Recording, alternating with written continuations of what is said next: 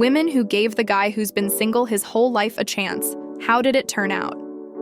I helped him get in shape, get into therapy for anxiety, move out of his parents' house, and get a better job with upward mobility. All things he wanted to. BTW, I didn't push anything on him. He just didn't know where to start, so I found resources and helped him. I encouraged him to feel good about himself, and I put his needs and growth first. I also more than paid my share of relationship expenses as he was from a wealthy family, and I didn't want them to think I was a gold digger. In exchange, after 3 years, he said he never found me attractive and was only with me because I helped him and hoped I wouldn't mind if he went out and experienced other women because they find him hot now. When I immediately packed my shit and left, he started crying about me being his best friend. And how could I abandon him like this? Easily, as it turns out. Haven't talked to him since, and that was about 3 years ago. So yeah, didn't go well. Now I focus my energy exclusively on myself. No more helping people become the best version of themselves at my own expense. I hope he's living his best life, but by God, he'd better stay far out of mine. I dated a 28-year-old guy who never even kissed another person until me, never went on a date, etc. It didn't work out, but it didn't end bad either. It ended very amicably. I think he was very used to and happy being alone, that being that intimate with someone else may have been overwhelming for him at times. Otherwise, the lack of experience didn't really affect things significantly. He is one of the most genuine and nicest people I know, though, and we are still good friends today. I also had an experience like this when I was 23. I feel like sometimes you spend so much time alone with yourself that it's hard to throw someone else into the mix and put in the effort required to maintain a good relationship, especially when you've had zero prior dating experience. I just happened to meet a coworker that was kind of the opposite of me, who needed large amounts of attention and validation, while I was okay at times having like zero human contact for days. Sometimes I feel like finding someone you can be alone with is impossible because certain people like to be alone. They need a lot of time to recharge, even after spending time with just one other person they really like. Sadly, we don't talk anymore because I became pretty bitter when this coworker rightfully chose to look elsewhere. I was just being stupid, going through a first breakup. I wonder if I had put in a little bit more effort and wasn't so easily overwhelmed, I could have made things work. Edit. Thanks for all the replies. Don't worry, I'm not too lonely. I went out to brunch with a coworker today and she was hyping me up. I've been feeling a little down and stuck in a rut lately, but she helped me to feel a little bit more comfortable in putting myself out there again. I'm almost 30 now, but even if things went wrong in my first relationship, I still believe there's someone out there for me. There's someone out there for everyone. Figured out even before we got together that he's been single because he's awkward, unsure of himself, and has never really put himself out there. But he's honestly one of the sweetest guys I've ever met. He's a good listener and is pretty in tune with his own feelings. I just feel really comfortable and happy in this 6 months we've been together.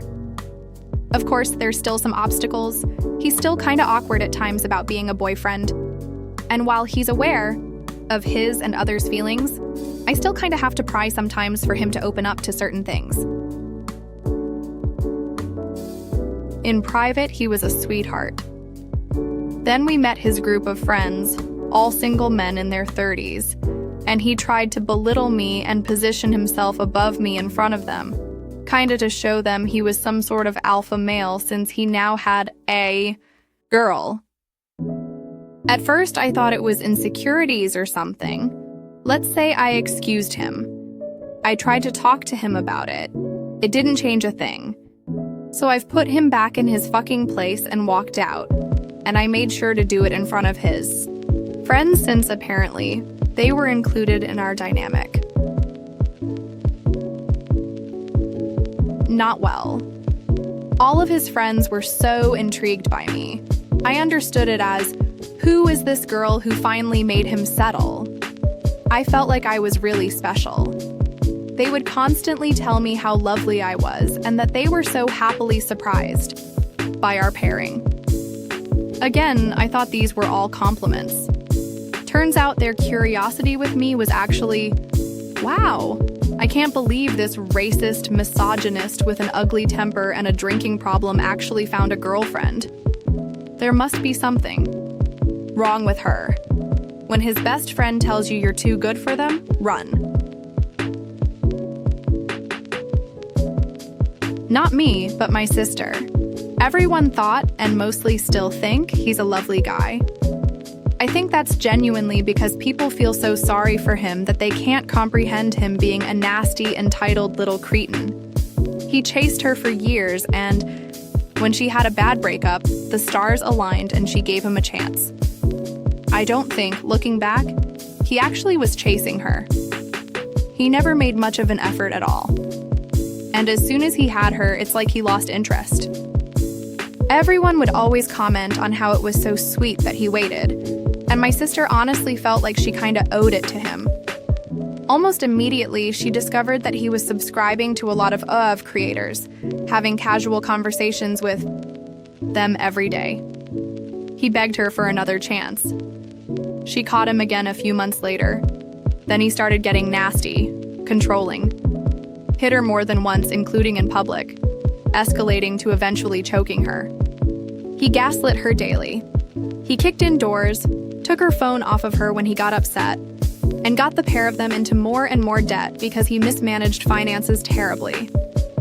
His full list of character flaws is too long to really list and do justice, but among them was his complete lack of personal hygiene.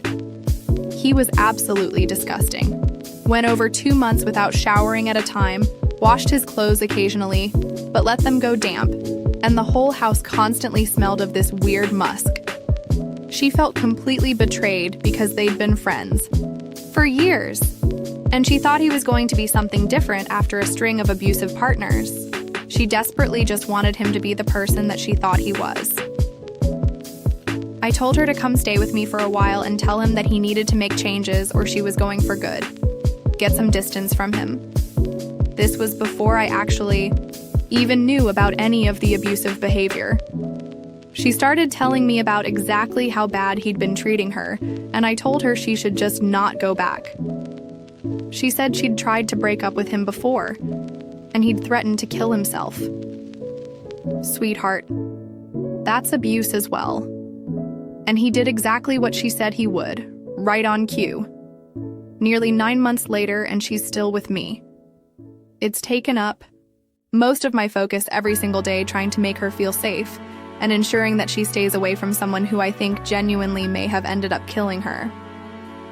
I'm not saying that to make it about me, but rather to emphasize just how much support people who've suffered abuse can need.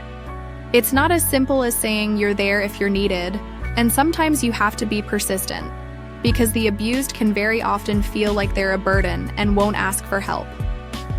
I've had my eyes open to just how poorly a lot of men are willing to treat women, and I've had it finally click for me that abuse doesn't always necessarily mean physical violence. Like, yes, logically I know that emotional abuse is damaging, but seeing it happening up close made me understand it so much more. All kinds of abuse are bad, but in its own way, someone who is unintentionally but knowingly abusive can be a different kind of slow burn, insidious, because it's less obvious. A lot of people without experience will struggle to understand why people go back to their abusers, even verging sometimes on outright doubt if victims go back, or blaming victims for their part in things. I just want to encourage everyone to consider how much prolonged mental and physical abuse can mess with someone's head. They aren't going to act rationally. If you've got a relative or a friend who you suspect might be struggling, please reach out.